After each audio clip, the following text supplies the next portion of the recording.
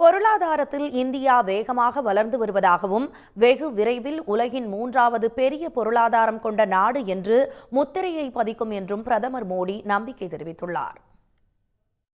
மத்திய கிழக்கு நாடுகளில் ஒன்றான சைப்ரஸுக்கு 2 நாள் அரசுமுறை பயணமாக சென்ற பிரதமர் மோடிக்கு அந்த நாட்டு அதிபர் நிக்கோஸ் கிறிஸ்டோடவுலிடஸ் சிவப்பு கம்பள வரவேற்பு அளித்தார். அதைத் தொடர்ந்து அங்குள்ள இந்திய வம்சாவளியினரும் பிரதமர் மோடிக்கு உற்சாக வரவேற்பு அளித்தனர்.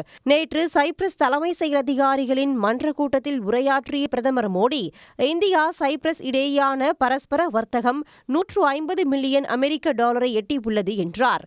வெகு விரைவில் உலகின் 3வது மிகப்பெரிய பொருளாதாரம் கொண்ட நாடாக இந்தியா மாறும் என்று நம்பிக்கை தெரிவித்த மோடி, பாஜக 3வது முறையாக வெற்றி பெற்ற பின்னர் இந்தியாவில் மின்னணு புரட்சி ஏற்பட்டுள்ளதாகவும் கூறினார்.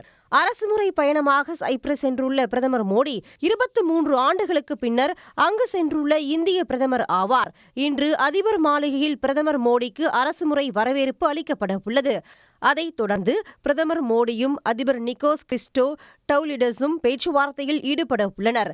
அதைத் தொடர்ந்து குரேஷியா செல்லும் பிரதமர் மோடி இன்றும் நாளையும் கனடாவில் நடைபெறும் G7 மாநாட்டில் பங்கேற்க உள்ளார். உடனுக்குடன் செய்திகளை தெரிந்து கொள்ள சன் நியூஸ் பெல் ஐகானை கிளிக் பண்ணுங்க.